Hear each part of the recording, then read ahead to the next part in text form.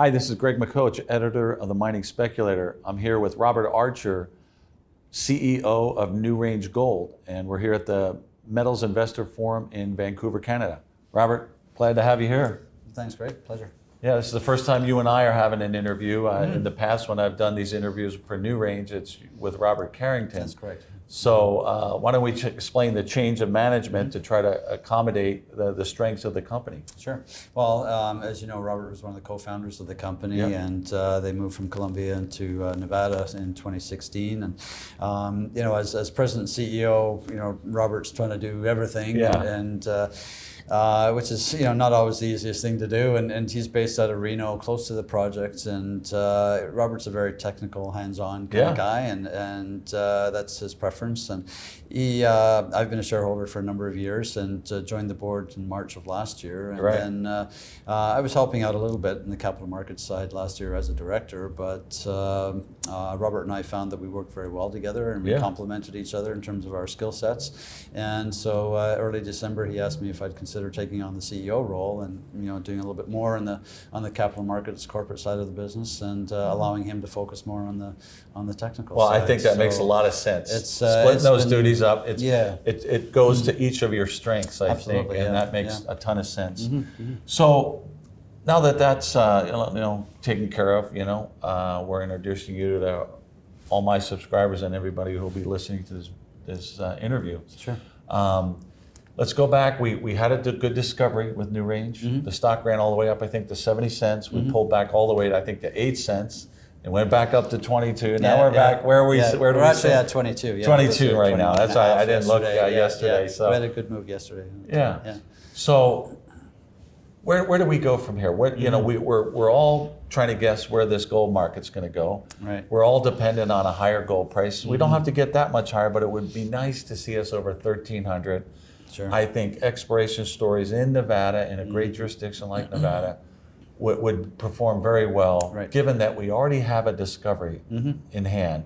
And how do we go about the next steps? What's your take on that? All right. Well, from an operational project point of view, there's ongoing work right now with sampling the underground workings and trying to get a better handle on just the controls on the gold mineralization and what's there. And we're doing an underground laser survey to map in the 300 old mine workings. It's about 8,000 kilometers. Sorry, not kilometers. 8,000 meters of underground workings that we'll survey and sample, and we can actually use that to build a resource estimate in addition to the drilling. So that's going to help out tremendously. And we're doing metallurgical sampling right now as well, or metallurgical testing, I should say, and that's going to give us some better indications of recoverability of gold for heap leaching and that sort of thing. So we just had a core program to compare to the RC to determine if the RC was perhaps under-reporting some of the gold, some of the fine gold that may have been getting blown out into fractures with the RC drilling.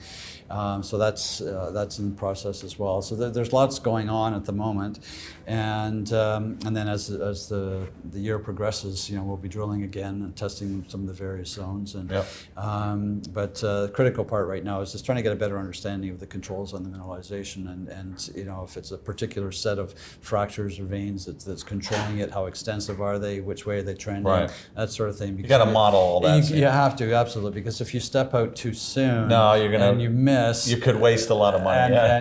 Exactly, and of course, market doesn't like misses, so any more than we do. No, I see this time and time again. I would always rather have the company take the time, do the correct modeling. Right. It's not sexy, but you got to do it to preserve capital and make sure you're doing the right thing with the drilling moving forward. To just go blindly after it, is reckless in my view. No, it really is, and that's one of the things about this particular project is because it's been in private hands since 1896. There's been very little modern exploration done, and even though it has been optioned out a couple of times in the last 20 years, we don't really have much of that data, and anything we do have is not 43-101 compliant. So we have to recreate a lot of it. So Right. we're almost starting from scratch, even though the district was in production back in the 1800s, and at that time it was known as one of the highest grade districts in Nevada. Right. So we do have a good base to work from, and we have these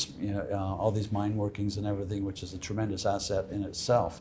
But the work has to be done, as you say, and it takes time. But you check a lot of the boxes for me. You're in the right jurisdiction, Nevada. The market wants high grade. You have a high grade discovery in Nevada with infrastructure, right? We're waiting on the higher gold price, but the gold price as it is now, it's not bad. It's just that we need it to improve. And it looks like the catalysts and the drivers are lining up for that. I think safe haven buying is going to come into gold as these other markets are seeming to have a lot more volatility and problems. So I think the timing is good for investors to take a look at a company like NewRange, because at 22 cents with a high grade discovery in the process, it seems like good value to me. I'm going to be going out in the spring. Robert and I we're comparing notes. We're going to be going out in the spring to do a site visit. Oh, great. When you're doing your work, when the weather kind of eases up. Warms up a little bit. Yeah. It's still and the mud season's over. I think I'll wait till after mud season there. Yeah. But no, I'm excited for you guys.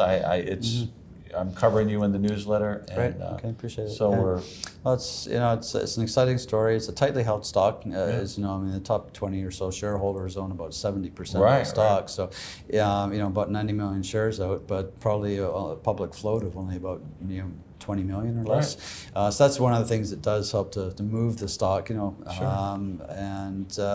if we can build some momentum with some decent news, then it should move nicely. Yeah. And, well, Robert, pleasure to meet you. Okay. Glad we had the interview. Thanks for the support. Yep. Take care.